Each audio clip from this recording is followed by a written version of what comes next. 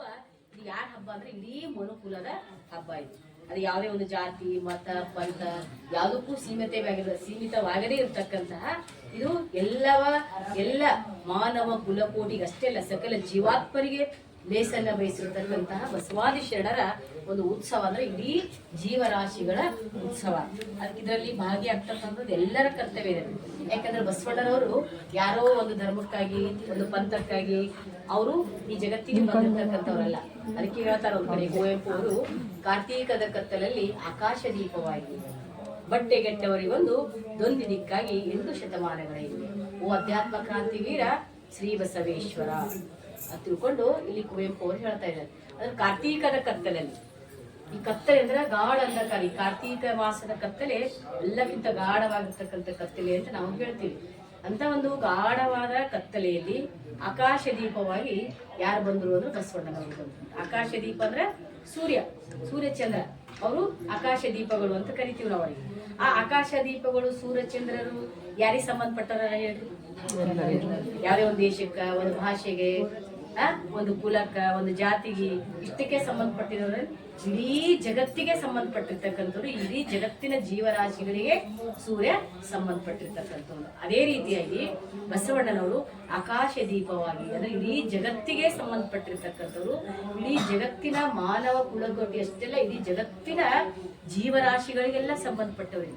ಯಾಕಂದ್ರೆ ಪ್ರತಿಯೊಂದು ಜೀವಿಯಲ್ಲಿಯೂ ಪರಮಾತ್ಮ ಇದ್ದಾರೆ. ಪ್ರಾಣಿ ಹಿಂಸೆ ಮಾಡಬಾರ್ದು.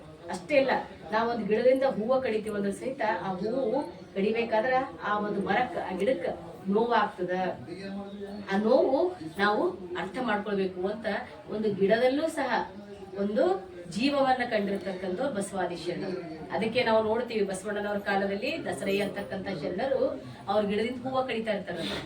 ಹೂವು ಕಡಿಬೇಕಾದ್ರೆ ಅದು ಕಟ್ ಅಂತ ಶಬ್ದ ಬರ್ತದಲ್ಲ, ಅದು ಶಬ್ದ ಬಂದಾಗ ಅವರಿಗೆ ನಸಿಕ್ನಾಗ ಎದ್ದು ಅದು ಹೂವು ಕಡಿತಿದ್ರು. ನಮ್ಮಂಗೆಲ್ಲ ಬೆಳಗಾಗಿದ್ಮೇಲೆ ಕಡಿತಿದ್ದಿಲ್ಲ ಅವ್ರು ನಸಿಕ್ನಾಗ. ಯಾಕಂದ್ರೆ ಶರಣರು ಗಾಂಧಾರಿ ಮಾಂಧಾರಿ ಅಂತಕ್ಕಂಥ ಸಮಯದಲ್ಲಿ ಎದ್ದು ಪೂಜೆ ಮಾಡ್ಕೊಳ್ತಕ್ಕಂಥದ್ದು. ಅಂದ್ರೆ ಶರಣರು ಸುಮಾರು 2:30-3 ಗಂಟೆಗೆ ಎದ್ದು ಲಿಂಗಾರ್ಚನೆಯನ್ನು ಮಾಡ್ತಾ ಇದ್ರು.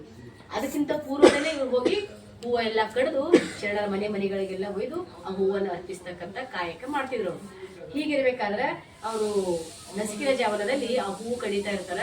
ಅದು ಕಡಿಬೇಕಾದ್ರೆ ಅವತ್ತು ಶಬ್ದ ಬರ್ತದಂತ. ಏನ್ ಶಬ್ದ ಅಂದ್ರ ಅಯ್ಯೋ ನೊಂದೆ ಅಂತ ಶಬ್ದ ಬರ್ತದ. ಅವಾಗ ಅವ್ರು ನೋಡ್ತಾರ ಸುತ್ತಮುತ್ತ ಯಾರು ಇರಲ್ಲ, ಮತ್ ಹೂವು ಕಡಿತಾರ, ಮತ್ತ ಆ ಶಬ್ದ ಬರ್ತದ. ಯಾರಿರ್ಬೋದು ಅಂತ ತಿಳ್ಕೊಂಡು ಮತ್ತೆ ಸೂಕ್ಷ್ಮವಾಗಿ ಗಮನಿಸ್ತಾರ.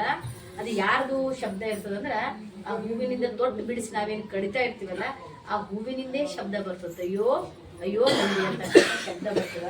ಅವಾಗ ಹುಡುಗಿ ಅನ್ಸ, ಅಯ್ಯೋ ನಾನು ಹೂವಿನಿಂದ ಇದು ಗಿಡದಿಂದ ಹೂವ ಕಡಿತಾ ಇದ್ದೀನಿ ಅಂದ್ರೆ ಆ ಗಿಡಕ್ಕ ಎಷ್ಟು ನೋವಾಗ್ತಾ ಇದೆ. ಆ ಗಿಡ ತನ್ನ ಹೂವನ್ನ ಅಗಲಿ ಅದನ್ನ ನಾವು ಕಡಿಬೇಕಾದ್ರೆ ಅದು ನೋವು ಆಗ್ತಾ ಇದೆಯಲ್ಲ ಅಂತ ತಿಳ್ಕೊಂಡು ಅದು ನೋವು ಅವ್ರಿಗೆ ಅರ್ಥ ಆಗ್ತದೆ. ಆ ಗಿಡದ ಕೆಳಗೆ ಏನು ನೀರು ಬಂದಿರ್ತಾವಲ್ಲ, ಆ ಹೂವ ಕಡಿಯೋದ ಕೆಳಗೆ ನೀರು ಬರ್ತಾವ. ನಾವು ಗಮನಿಸ್ತೀವೋ ಇಲ್ಲೋ, ನಾವು ಬರೀ ಹಾವಂತಾನೆ ಇರ್ತದೆ. ಬರೀ ಕಟ್ಟ ಕಡಿಯೋದು, ಹೂವ ಏರ್ಸೋದು, ಪೂಜೆ ಮಾಡೋದು. ಅದು ನೀರ್ ಬಿದ್ರ ಅವ್ರು ಏನಂತಾರ ಶರಣರು, ಇದು ಆ ಗಿಡದ ಕಣ್ಣೀರದ ಅಂತ ತಿಳ್ಕೊತಾರೆ. ಎಷ್ಟು ಸೂಕ್ಷ್ಮವಾಗಿ ಶರಣರು ಬದುಕ್ಯಾರ.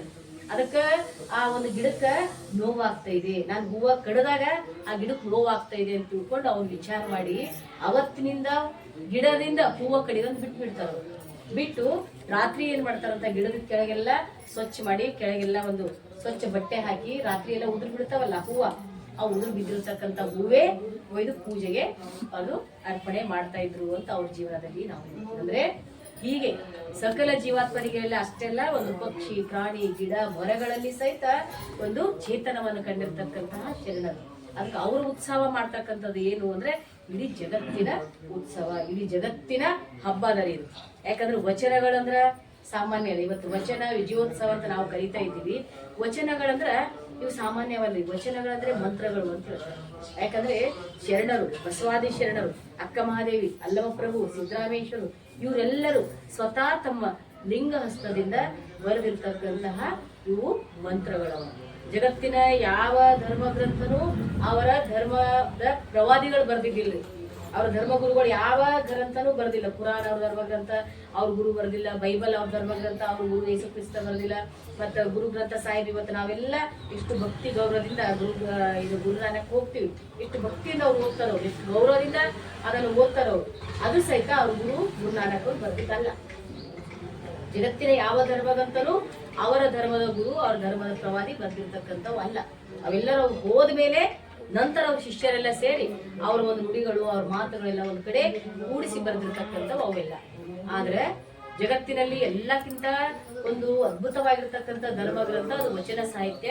ಅದು ಶರಣರು ತಮ್ಮ ಹಸ್ತದಿಂದ, ತಮ್ಮ ಅನುಭವದಿಂದ ಬಂದಿರತಕ್ಕಂತಹ ವಿಚಾರಗಳನ್ನ ತಮ್ಮ ಸ್ವತಃ ಲಿಂಗ ಹಸ್ತದಿಂದ ಬರೆದು ಇಡೀ ಜಗತ್ತಿಗೆ ಬೆಳಕಾಗಬೇಕು, ಇಡೀ ಜಗತ್ತಿಗೆ ಮಾರ್ಗದರ್ಶನ ಮಾಡಬೇಕು ಅಂತ ತಿಳ್ಕೊಂಡು ವಚನಗಳನ್ನ ಬರೆದು ಕೊಟ್ಟು ಹೋಗಿದ್ದಾರೆ. ಅದಕ್ಕೆ ವಚನಗಳಂದ್ರೆ ಅವು ನಮಗೆಲ್ಲ ಮಂತ್ರಗಳು. ಅದಕ್ಕೆ ವಚನಗಳಂದ್ರೆ ಸಾಮಾನ್ಯ ಅಲ್ಲ.